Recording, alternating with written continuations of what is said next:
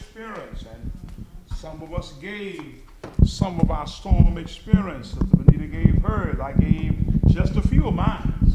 But I've been through many storms that you don't know about. And some of you didn't even know about that one, but a few did. So we all have gone through storms in life. And then I ask you, have you been through a storm? Have you had a storm experience? And then, let me see what, get one of the lessons. Thank you. Okay, I'm trying to think of the person.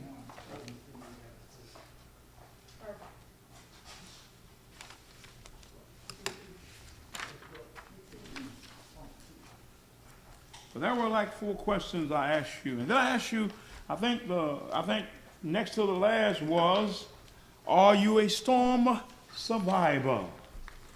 And some of you said, yes, you are a storm survivor. And what was the evidence that you are a storm survivor? What are the evidence that you are a storm survivor, Sister Benita? You still here. Can't make it no simple. Have you been through a storm? Have you had a storm experience? Are you a storm survivor? And last but not least was, have you learned to appreciate the storm? What does the storms do to us as individuals? What does it do? What should it do? What did it do for Peter? Peter went through a storm. What did that storm do for Peter? It strengthened him. And when he got strong, what did Jesus tell him to do? You see, we have to strengthen one another, because when we've gone through a storm, we've suffered some loss, we've suffered some casualties, and we need to lean on each other. We need to strengthen each other. We need encouragement. And I said, after the storm, there are things that must be done, and we call that the aftermath. And that's one of the things that we're going to be dealing with today, the aftermath. And what do I mean when I talk about the aftermath, Sister Joyce? Now let me say this first so you can get a clear picture of what we're talking about. Now, we've gone through the storm. The storm have passed. The wind have ceased. The sea have ceased from its raging. Everything is gone. The storm is gone. But there is still something left for us to do after the storm is gone. And it is called the aftermath. What do you think I'm talking about, Sister Joy, when I talk about the aftermath of the storm? The after effect. Sister Benita read a couple of things that the storm left, and she told us about Katrina and how 2,000 died in that storm. And I believe she said that storm left $80 billion worth of damage. Can you picture $80 billion? $80 billion. Just one storm. But look at the damage that it left behind. Storms leave damage, aftermath. So there are things that we have to do after the storm, and we're going to deal with some of those things. Okay, we said that we're still here. We have had a storm experience. We've been through the storm, and the evidence that we're still here. The sea has ceased from its raging. The wind has ceased. It's rebuilding time. We got to start some rebuilding. Am I right? There are things that homes need to be repaired. Families need to be reunited, because families were separated during the storm. They were shipped all over the United States because they didn't have places for them to stay. Time of grieving took place. Husband had lost their wives. Wives had lost their husband. Children had lost their parents. Am I right? Hospitals needed to be reopened because there was medical attention that was needed. Am I right? Are you with me so far? Okay, now we come to our lesson after the storm. Where did we stop at? Because I assigned some people some scriptures to read. Who can tell me where we stopped at?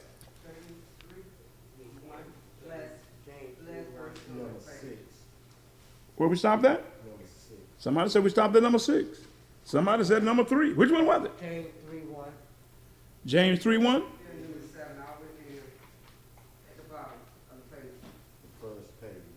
Okay, but James what now? Okay. So we were dealing. Okay, let me go back and give it a little summary, bring it today. Okay, first of all, we went back before the storm, didn't we? We went back and we went back to Luke. What did Peter? Let's read that quickly. What did Jesus say in Luke? What's going on in Luke? We went back a little before the storm. What was going on there in Luke? Who had that? If you're not, you might want to go to it, and we're gonna catch up with James. Let's go back before the storm. What did Luke say? Who has Luke? Go to Luke. If you remember the assignment that I gave you, you might want to go to them and have them ready when I call for them. We're going back a little before the storm. What happened before the storm? Now Jesus told Peter something. He said, Peter, behold, Satan has desire to desire you. He wants you. Come on. And he wants you so bad, he wants to sift you as wheat. Come on. But look at him now. He said, but Peter, I'm going to do something for you. I'm going to pray for you because prayer is important and there is power in prayer. He said, even though I know Satan wants you, but I'm going to pray for you. Come on. And his prayer for Peter was what? He was praying for Peter that his faith don't fail him. Why was his faith failing him so important? Why do you think faith is so important? What is faith in our lives? What is faith to the ship? And they were on the ship. Why do you think, what do the captain have to anchor the ship when he's out at sea? Don't he have an anchor? Faith is the anchor of our soul. Am I right? Yes, sir. Faith is the anchor. It's so important until Hebrews 11:6 said, he said what? You should know it by heart by now. Without faith, it's impossible. Don't even think about it. Don't even try. We cannot please God without faith. So faith is important. And he told Peter, I know Satan wants you, but I'm going to pray for you. And my prayer is that you do not lose your faith. What should be our prayer today? That we keep our faith. Because without it, we can't please God. We can't get through the storms of life, can we? And many of us have come through some storms of life. And Sister Benita told you about one of her storms when she stayed in a coma for 4 weeks. How many days was it? 40 days. 40 days in a coma. And her husband sitting there at her bedside not knowing whether she's going to live or die. And I told you about one of my storms in '97 on my way to my mother-in-law funeral, where I had a meeting with a semi. It wasn't that I was scared of the semi, but the semi was bigger than me. And when he and I collided, my car was towed. But I walked out of that car unharmed. That was the storm. And then I went on to my mother-in-law's house and got dressed because the funeral had already started. And I drove my wife's car to the funeral, got out and walked into church and sat down beside my wife and just come out of a wreck with a semi. That's a storm, church. And my wife didn't even know what had happened, and I didn't tell her. I came home, and the next day she came home, she chewed me out. Why didn't you tell me you was in a wreck? I said, because you were burying your mother. You were already going through a storm, baby. So for me to tell you about my wreck that I survived in, that would have just added to your burden. So I didn't even bother you with the storm, but I came through. God knew that you couldn't handle your mother's death and mine. You could have had 2 funerals, but you only had 1. Thank God I survived that storm. And most people in this church didn't even know about that. Some of you might have known. Sister Joyce came and picked me up. Now, you remember? Sister Joyce and Mr. Kobe came and picked me up. And I told them about the story. But just a few miles down the road on Highway 75, another young lady collided with a semi. Just a few miles from where I was. She didn't survive. How do you know that, Brother Halliburton? Because after I left the funeral, I went by this hospital, Palmetto Hospital, just to get checked out in case. And while I was there was a stranger in the next room to me, and he was calling his wife on the phone, and he was crying. And I got curious. What is he crying about? He said, baby, I just ran over a young girl on Interstate 75 in my semi, and she was killed. Look at here. A few miles from where my wreck was. Another young lady had a collision with a semi, but she didn't survive the storm. Isn't God good? Yes, he is. And this is a true story. This isn't the story I made up. Okay, now read that a little more now. He said, I'm going to pray for you that your faith fail thee not, okay? Now, when you get stronger, Peter, you need to help your brother out. Don't we need to help each other out? We need to be able to lean on one another when we're going through a storm. Am I right? I call this storm warning. And Jesus here was giving Peter some storm warning. Peter, you've been through a storm, but you're going to go through some more storms. Okay. So, and we have a storm warning system today. In fact about it, just this week, while I was on my job, I went on break at 4 o'clock. And usually I cut the TV on. And I cut the TV on, and I saw where they had a storm out there. Got a funny name to it. I can't remember the name. Yeah, that's her. And she hadn't even made it to Cuba. And I watched a man on the news said by Thursday, now this was Thursday night, he said by Tuesday at 2 p.m. it'll be near Cuba.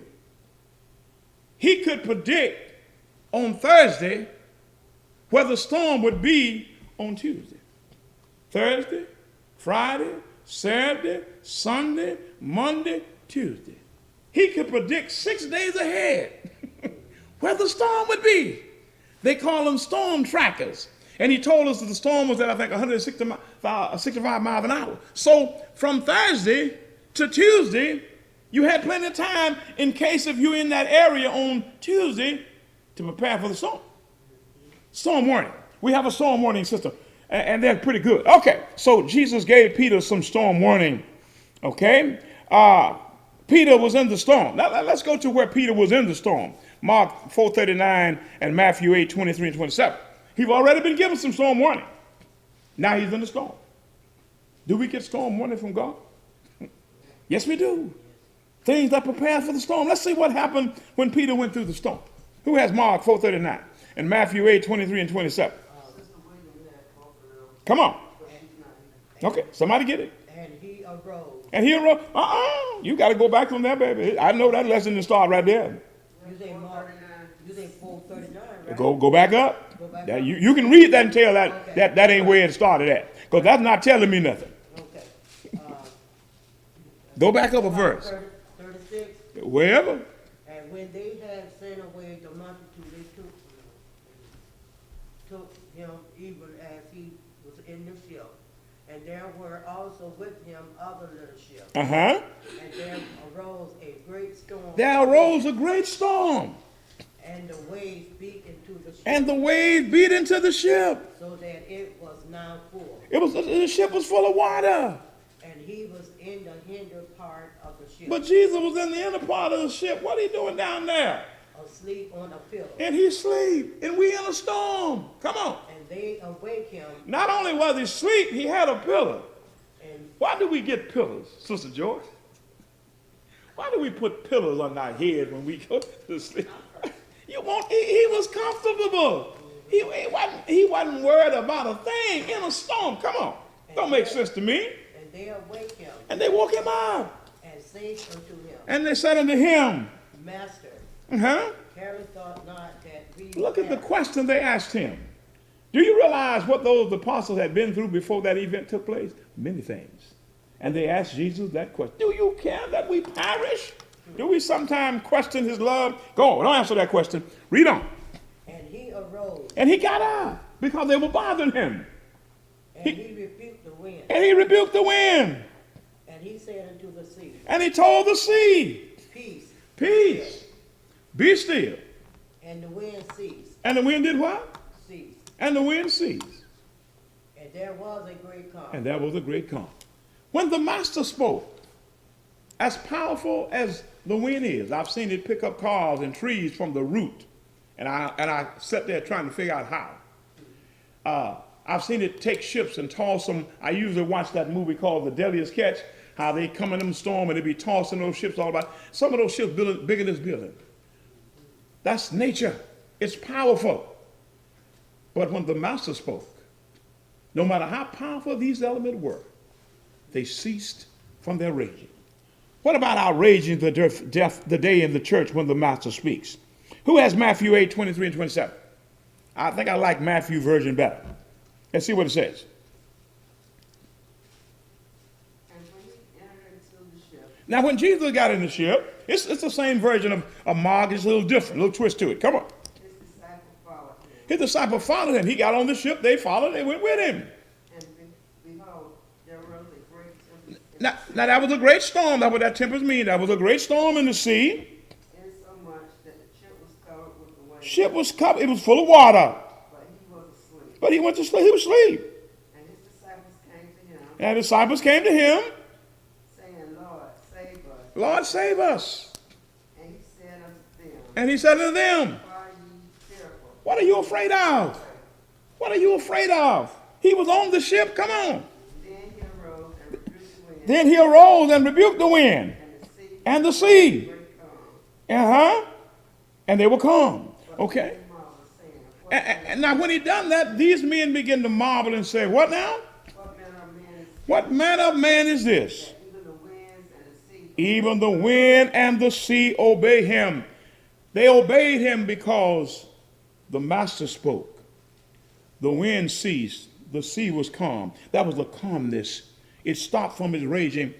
There were 4 men on that ship that should have been familiar with storm. Who were those 4 men? Peter was one of them. Peter and James, John and Andrew. What was Peter and James doing with their first encounter with Jesus? When they first met Jesus, what were they doing? They were fishing. That tells me what? They were fishermen by trade. And Andrew, Peter and John and Andrew and James was doing what when he met them? They wasn't fishing, but they were fixing a net. Why do you think they were fixing that net, sis?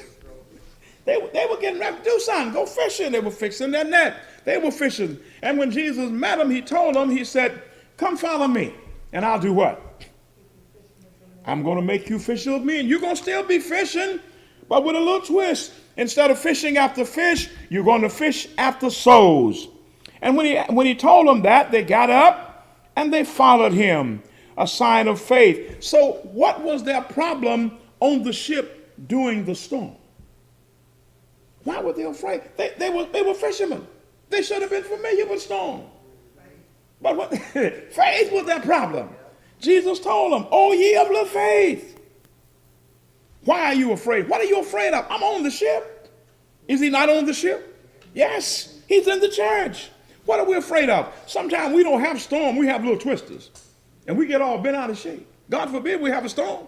Am I right? Little tornadoes, and we run and hide. Christians should not hide from the world because we have Christ on our side. And the Bible said, perfect love cease not fear, for he have not given us the spirit of fear. We do not have, as Christians, the spirit of fear. The world shouldn't make us run and hide. Christian running from the world, and we got God on our side. And the Bible said through him, we are more than conquerors. Am I right? Okay. What does Hebrew 11:6 say? You read it to me. You should know it by heart. Without faith, God warns us before the storm that without faith, we can't please him. Let's go to 1 Peter 5:8. We're trying to get to where we were at. 1 Peter 5:8, and somebody get me James 4:2, and I need somebody to get me James 4:17, so we'll have that when we get through it. I'm just going over what we already covered. God warns us before the storm. Let's see what 1 Peter 5:8 said. Now, we changed one of these verses. I don't have my lesson, so I don't know which one we changed. We changed James 4:7. So, We changed James from 4:2 to 4:7. all right, let's make that 4:7 in. I know I changed something, but I don't have my lesson. So let's go to 1 Peter 5:8 and James 4:7. Let's see. And then James 4:17. Be sober That's interesting. We call this storm warning. Be sober. and be vigilant, Be vigilant. because your adversary, The the devil, Now, he says the devil is your adversary. What does that word adversary mean? What does that mean? An enemy. He's not your friend. Satan is not your friend. He is your adversary. These are storm warning God is telling you. Satan is your adversary. We need to know who our enemies are. Sometimes we don't. Am I right? Sometimes we don't know why. One of the worst things in life to do is to not know who your friends are. You ever had people in life that you thought were your friends? But when hard times hit or you got in trouble, they didn't know you. I thought all the time he was my friend. Sometimes they're your worst enemy. Come on. But we'll deal with that later on. Let's read that again. Come on. For Satan, your adversary. Satan. adversary, the devil, Okay, say that again now. your adversary, Listen now. Your devil. as a a roaring lion, Now Jesus getting up familiar with Satan. He's like a roaring lion walking about. seeking whom he may devour. I often watch National Geographic about Africa, and I'm amazed at the lions because they say they weigh anywhere from 700-800 pounds, and I see them as they're hunting, and I see them as they're crouching down and they're trying to sneak up on a deer. He's real quiet. He don't spring on that deer until he gets close enough to get it. When you see him prowling about, he's looking for something to kill. So Satan is just like that lion. He's on the prowl. He's looking for somebody to do harm to. So he's like a roaring lion seeking whom he may devour. Satan is looking for you. Hello? Come on. Okay, let's go to James 4:7. Now you know he's looking for you. You know he's your adversary. What should you do? Come on. Submit yourself. Now, this is your only defense against Satan. Submit yourself. Therefore to God. Submit yourself to God. What does that mean? What does that word submit mean? We get that in Ephesians 5:25, where the Bible said, wives, submit yourselves unto your own husband. What does that mean? Give in. Say it again, sis. Give your all. Submit. Give in. Give in to God. Let him have his way. I think, what's his name, sings that song. He goes from blues to gospel. Al Green. He was singing that the other day, and I was listening about God will fix it and let him have his way, and I enjoy that song. So submit means to let him have his way. Let him not only become your Lord, but let him become the master of your life. If he's your Lord, that means he's your Savior. But once he become your master, that means that he directs your life. Am I right? That's what it means. Not only should he be my Lord, but I must allow him to become the master of my life. Am I right? Stay with me now. Read. Is that the end of that? No, Come on. resist the devil, Resist the devil. and he will flee from you. You want to make the devil run? Stay away from him. I can't put it no simpler than that. But you can't stay away from the devil running to him. You got to run away from him. Sometimes we find ourselves going where the devil is. But that's another story. Let's go to James 4:17. Let's see what we say now. We're talking about storm warning. It says, therefore to him that knoweth to do good, Now James said to him that knoweth to do good. and does it not, But I know I should help Sister Benita. She's broke down on the highway and she's my sister in Christ, but I pass on by her. I know she's walking to church because her car is down and it's hot out there, and I pass on by her. Even though she's my sister in Christ, I keep on going. Come on. To him that knoweth to do good and does it not, and does it not, to him it is sin. James said it. Do you not know James said it's a sin to know to do good and don't do it? Sister Benita is struggling. She don't have no grocery in the house. She's already told me. And I bring it to the church. A brother told me that story one day in California, Brother Roundtree's son. He said, but what we did first, the sister was struggling and she needed some grocery and some stuff for the kids. He said, my wife and I went to the grocery store first and we bought her some grocery. And this was like in 87 when I drove to California, because I met him out there. And we met Brother Salter's brother too. We were having a family reunion, and they invited us to it. And he said, and he took me to Figueroa, that big church in California. I'd never been to it, but I heard about it. And he said, we took her some grocery first. And after we took her some grocery, we brought it before the church. And we told him, we got a sister that's struggling. She needs some grocery, needs a little financial help. He said, but we went in our pocket first. And then we brought it to the church. Am I right? I learned the lesson from that. There's nothing wrong with bringing problems to the church that church members have, but what have you done for them? Am I right? The Bible said, if any man see his brother have need, it's not about the church. If any man see his brother have need, and sheddeth up his bowels of compassion against him. He didn't say about the church. Did Brother Falk? He said you. If I see Sister Benita have need, and I just ignore it, he asked a question. How dwelleth the love of God in him? If I know you have a need, Brother Falk, and I see your need because you didn't tell me. You know, when Moses met what's that other great leader that came along with Moses? Because Moses had a problem speaking, but his brother didn't. When Moses met his brother, when they met each other, what was his brother's name? I have a problem remember thing. Yeah, met Aaron. The first thing Aaron asked him, how are you doing? Why do you think he asked him that question? They were brothers. He wanted to know how he's doing. If I want to know how you're doing, I'm going to ask folk how you're doing. Everything all right? I can see there's something wrong. I can see you have a need. But I just ignore it. But I'm going to take it to the church. But I've done nothing real folk. He's my brother in Christ. I see his need. But I'm going to tell the church about it. How that sound? Don't sound right. James said that don't sound right. James said, if any man see his brother have need and shed it up his bowels. He said about the church. You follow me, church? Of compassion against him. Why can't we learn compassion? Why can't we learn to be compassionate? All right? We got to learn to be compassionate. We got to learn to care about each other, Sister Benita. We got to learn how to love each other. And I'm not talking about in work. I can tell you all day I love you. That ain't worth a dime. We grew up hearing that, didn't we?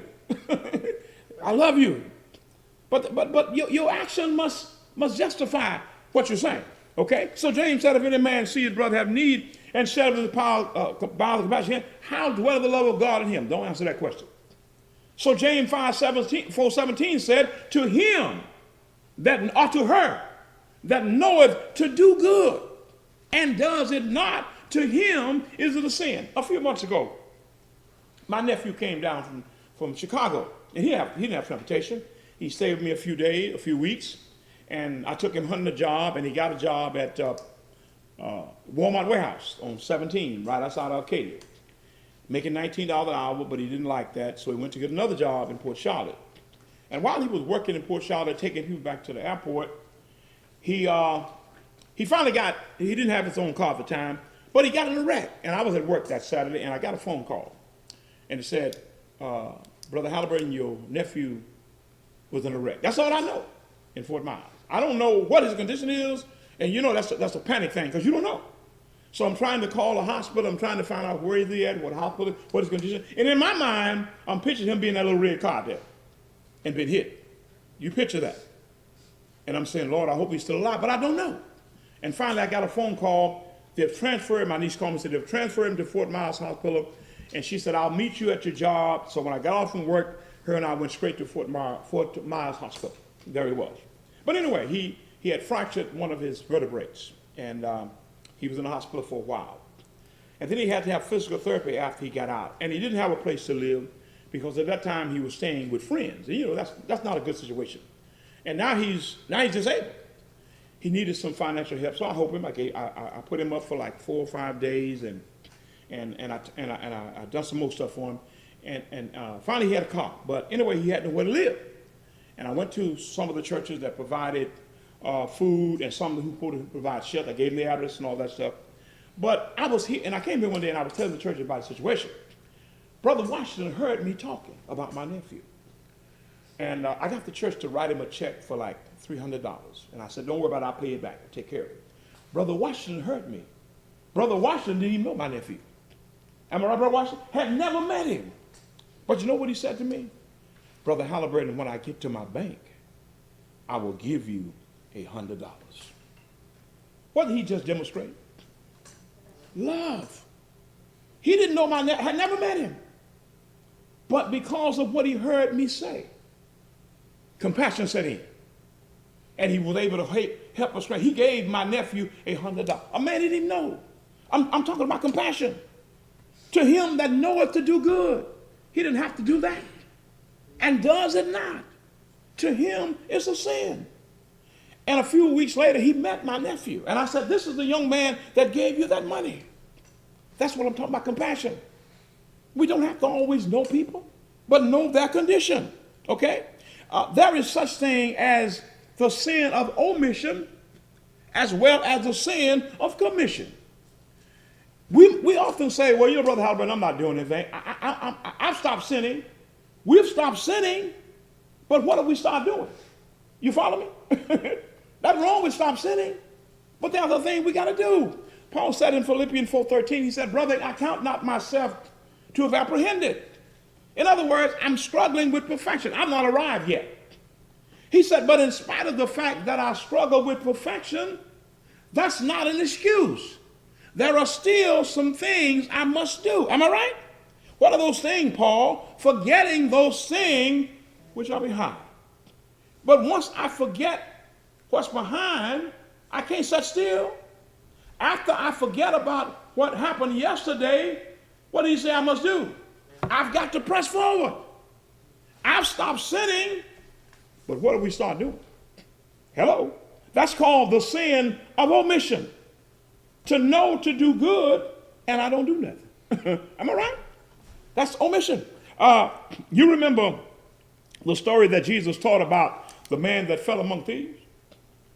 And the priest and the Levite came by and saw him and walked by on the other side. But the Samaritan came down and he saw this Jew. Now, in the eyes of the Jew, Samaritans were dogs. That's how they saw them. These dogs, I don't deal with these people. I mean, I have people say that, I don't deal with them. They just ain't my cup of tea. But the man that the Jew considered a dog done what? He helped him. He took him to a motel. And he paid for the motel. And he told the owners of the motel, if you charge him anything else, I'll take care of it on my journey back. A man that was considered a dog, hope a Jew. That was unheard of. Samaritans and Jews have no dealing with each other. You remember? You remember that Samaritan woman that Jesus married that well? And Jesus told her it's not good to take the children's bread and give it to dogs. That's why he said that. He knew how they looked at each other. But what did she say to Jesus? Yes, Master, I know that's true. But even the dogs eat the crumbs that fall from the master's table. That was faith. Jesus loved her because of that statement. So we, not only can we be guilty of the sin of commission, but we can be guilty of the sin of omission. To know what to do and not do it. Okay? Let's go to James 1:22 and 27, and then we're going to get to our lesson. Let's see what James said that. We're dealing with omission now. Knowing to do good and don't do it. And we're traveling along. I hope you're getting something from this lesson. Come on. Who has James 1:22 and 27? Be doers of Said, the word, but be ye doers of the word. and not hearers, Don't just be a hearer, be a doer. Come on. deceiving your own self. If we are here and not a doer, we deceive ourselves. We're fooling ourselves. We don't fool nobody by ourselves. Come on. You ever fool yourself? Yeah. I fooled myself. Come on. One night I was on my way to work and I thought sure that I had enough gas to get to work. But you know what happened? About 5 miles down the road, what do you think happened? I ran out of gas. I fooled myself. Come on. But if any be a hearer of the word, From now on, I carry a gas can in my car with extra gas. All right. Okay, come on. If any be a hearer of the word and not a doer, and not a doer, he is like unto a man. let me tell you what he's like. He's like unto a man looking in the mirror. Come on. His natural face in a glass. Now, he looked in the mirror to see how he looked, like we do every Sunday morning before we come out, especially the ladies. Want to see how we look? Come on. For he beholdeth himself, Now, he didn't saw himself in the mirror. and goes his way, Now, he leave the mirror. and straightway forgetting what mattered. He forgot what he looked like after he left the mirror. Come on. But whoso looked into the perfect law of liberty, Listen now, whosoever look into the perfect law of liberty, the Bible, and continued and does what it says, put it in action. therein, he being not a forgetful hearer, He's not a forgetful hearer. He remembers it, but a doer of the word. but he puts it in action. This man shall be blessed in his. God said, I'm going to take care of him. Come on. You want God to take care of you? Be a doer of the word and not a hearer. Come on. If any man among you seem to be Now, we are religious folk. If any man among you seem to be religious, burden not his tongue, but he can't control that mouth. Is that a problem among our members? Sometimes it is. Sometimes we speak when we need to keep quiet. James said, be slow to speak and slow to wrath. For the wrath of men worketh not the righteousness of God. If you don't know what you're talking about, keep your mouth shut. Don't allow other people to make you their garbage can. Did I say something? Keep going. but deceived it his own heart. But he deceived his own heart because he can't control his tongue. I got some guys on my job cannot control their tongue. Come on. This man's religion is vain. It's in vain. Okay, what verse you at now? 27 now. Okay, now James said, okay, come on. Go. Where you at? Pure religion. Okay, now James going to tell you what pure religion is. And undefiled. And undefiled before God is this. This is what pure religion is. And the Father is this. And the Father is this. This is what pure religion is. To visit the fatherless. To visit the fatherless. Who are the fatherless? Those children that are without a father. They are without a provider. Our job and responsibility is to care for them. Am I right? Is this the Bible? Come on. To visit the fatherless. And the widows. And the widows. What do you mean by widows? Widows are destituted. They've lost their husband. They have no support. Really, most time he said they didn't have any children or nephews, because he said if they have children or nephews, it's their responsibility to take care of them. But if they don't have that, we ought to care for them. To visit the fatherless and widows in their affliction, in their times of trouble. And do what else now? And to keep himself unspotted from And the to world. keep himself unspotted from the world. This is what pure religion is. We are to care for the fathers. We are to care for the homeless, the widows, those that are without those who can provide for them. Okay? Okay. Okay, we know what pure religion is, so we're going to work on that.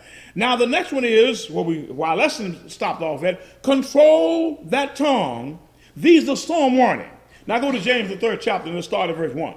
We may not get all that, but we're dealing with storm warning now.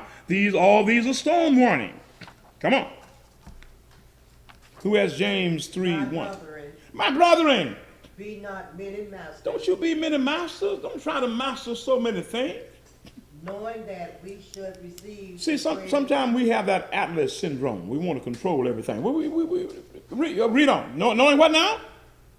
Knowing that we should receive the greater. You're going to get the greater condemnation. Come on. For in many things For in many things, we offense all. we offend some people. If any man offends not in word, If any man know how to use his words, the same is a perfect man, he's a perfect man. He's a complete man, because he can control that mouth of his. Come on. and able also to bridle the whole body. When you can control that tongue, you control your body. Come on. Behold. We put bits in the horse's mouth. What's the purpose of putting that little bit in that big horse mouth? It's real tiny. Look like he could just get rid of it, but he can't. Behold, he said we put bits in a horse's mouth. That's a big horse with that little bit. But there's a reason why that little bit in his mouth. Come on. That they may obey us. You know why we put that little bit in his mouth? My brother was about 16 years old, and he didn't understand what that little bit was for. So I can picture him. I'm talking about something happened 50 years ago, and I can picture him getting up on that log at my granddaddy's house. That's still in my mind. And he got up on that big horse. Had never rode a horse before. And he grabbed that thing that holds that bit, and he pulled on it. What do you think that horse did? That horse ran up as far as he could. And my brother was still pulling on the bit. And finally, the horse fell backwards with him, and I'm standing there watching it. Luckily, the horse didn't fall on him. He fell on his neck. Somehow, my brother was able to slide under his neck, and he got up and walked away. But you know why that horse ran up and fell backwards? My brother was pulling the bit. He didn't have enough sense to turn the bit loose. What was the bit doing for the horse? It was hurting him. It was controlling him. It took the horse. It took the horse to the ground. That's how powerful that. My brother learned the lesson. Granddad had to teach him, son, you got to let go of the bit. Because as long as you put on that bit, that horse going where you tell him. I don't care if he go backwards. He's going because you got the bit on his mouth. I've seen a little girl walking with a horse and just holding that bit. She about that high. That horse about taller than this building. But that little girl just walking, that horse follow wherever you want to. I seen a little girl doing the same thing with a bull. They had a little ring in his nose. And all they pulling is that little string with the ring on. But you know what? That ring is powerful. And that bull follow that little kid everywhere he go. Because of that little bit. It's amazing. Okay, he said we put bits in the horse's mouth, and the purpose of that bit is to control him. Come on. He's trying to teach a lesson here. And they may obey us. That they may obey us. And we turn about their whole body. We control that horse's whole body. But take that bit out of his mouth and see what will happen. He'll stomp you to death. Come on. Behold, Behold, also the ships, also the ship. which thought they be so great, How many of y'all seen the picture of the Titanic? How many of y'all saw how big that ship was? At that time, that was the biggest ship in the world. And they had an arrogant captain. He was very arrogant, Sister Joyce. He was so arrogant until he made a boast. Who remember what his boast was? There was nothing in the sea big enough to sink my ship. He made an arrogant boast. Little did he know, a few days later, he would be sitting at the bottom of the sea. But finally, as he got on his way, I think he was coming from England to New York or New York to England, but he met an iceberg. Wasn't worried about the iceberg because he had already put the boats out. That iceberg ripped a hole in that ship. You would be surprised at how many people lost their lives. I think that was like 1912, somewhere in April. That ship went down in the sea. And we're talking about 100 years ago, ain't we? Get where that ship at? At the bottom of the sea. But he made a boast. Anyway, but it ain't good to boast. Okay, come on. But behold how great. And now that ship only had a little stern wheel on it. But that little stern wheel did what? Come on. and they are driven of fleet wind, A wind can take that ship wherever it want to. But guess what that little helmet does? yet are they turned about. But that little old stern wheel can turn that ship wherever it want to go. It's following that little wheel, stern wheel. You don't turn that stern wheel, that ship going straight. Come on. With a very small help. A small wheel turned the Titanic. As big as it was, a small wheel controlled it. Come on. Whithersoever Listen, wherever that ship go, that little wheel control it. And I'm sitting there trying to figure out how that captain can control that big ship with that little stern wheel, but he can. Come on. the governor listens. Wherever that captain tells it to go, it's going. Come on. Even so, the tongue is a. Now he compared that little wheel with the tongue. The tongue is a little member. It's the littlest thing in our body. And boasted great things. But Lord have mercy what that tongue can do. Come on. If we can't control it. Come on. Behold, Behold. how great a matter of little We're talking about storm warning. How great a matter a little what? fire kindle. You ever seen the forests in California on fire? And 5,000 and 6,000 acres that burn up in a few days. It started from a spark. I think what happened out in Wyoming not long ago. Just a spark. They tell you don't start fires. Know what you're doing.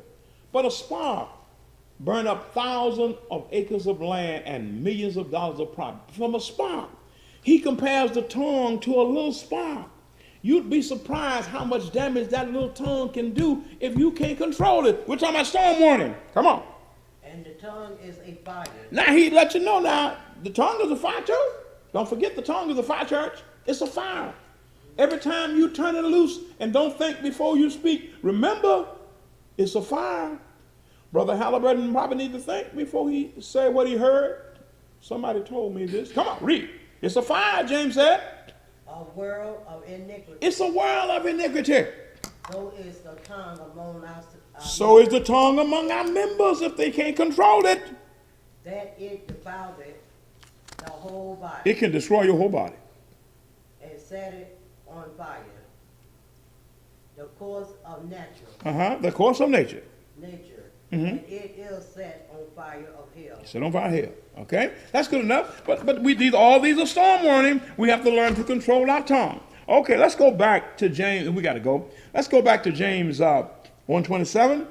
And we just went over this. And somebody get me Acts 15:36. And it's probably going to all have the cover right there. Because that urgent is just a different category. Who has James 1:27? And somebody give me Acts 15:36. Pure religion. Pure religion. We just went over that. Pure religion. And undefiled. And undefiled. Before God. Before God. And the Father. And the Father is this. What is pure religion, sis?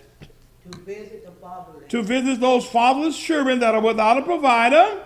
And widows. And widows. In their affliction. In their affliction. And to keep himself unspotted from the world. What does visit mean? You think that means just show up? No, it doesn't. It means more than that. It means to care for them, to show compassion. It's not just you showing up. I can show up at your house and you got need and I still don't help you. So visit means more than just to visit. It means to care, to show compassion. Okay, let's go to Acts 15:36, and this is probably going to be the last one. Let's just see what that says. Depending on what it says, we might stop. What Acts 15:36 said. Whoever get it first. And the keeper of the prison told this, Mm-hmm. saying to Paul, Uh-huh. the magistrate have sent to let you go. Mm-hmm. Now therefore depart Okay. and go in peace. And go in peace. Okay. I don't quite know what that was about, but anyway. You also have told us to write down 1 Corinthians 14. For that verse, yeah, because that didn't sound right. What was it, 1 Corinthians what? 1 Corinthians 14, And what verse was it? you didn't say. Okay, Then you had Acts 19:15. 1436. Go to 1436. And what's the other brother Washington? Was Acts 19, That's supposed to be Acts 15:36. Acts 15 what? 36. Okay, go to those two verses for me, because that Acts, oh, okay. He got Acts 15:36, but that don't match that. Let's go to 1 Corinthians 14:36. Let's see what it says. What is it? He didn't read 36. Oh, what he read? Oh, read 36. what? Can No, it says in some days. Yeah. 14:36? Oh, 15:36. Acts 15. 15. Yeah, 'cause I know that didn't match. While he's doing that, somebody give me 1 Corinthians 14:36. But some men will say, how are the dead raised up? Mm-hmm. And with what body do they come? Okay, stop there. Go to 1 Corinthians 14:36, because that is not matching my lesson. Let's see what 1 Corinthians 14. Acts 15:36 says. Was it "And 15? Some days after Paul said to Barnabas, let us go and visit our brother. Okay, yeah, give me that. What is it? Acts what? Acts 15:36. That's what that should be. Acts 15 what? 36. Okay, that's okay. I got that. Read it now. That's what I'm looking for. Come on. See it match the lesson. And some days after Peter said unto Barnabas, Uh-huh. let us go again. Let us go again. Our brother And visit our brethren. in every city And every city where we have preached where we have preached. of the Lord, Uh-huh. and see how they do. Now do you understand what visit means? Read it again. And some days after, Paul said unto Barnabas, Mm-hmm. let us go again and visit our brother And visit our brethren in every city in every city where he hath preached where we have preached. of the Lord, Uh-huh. and see how they do. What does visit mean? Visit means to see how you're doing. Visit means to check on you. That's why I put that there. Let's see what 1 Corinthians 14:36 said. What is it then?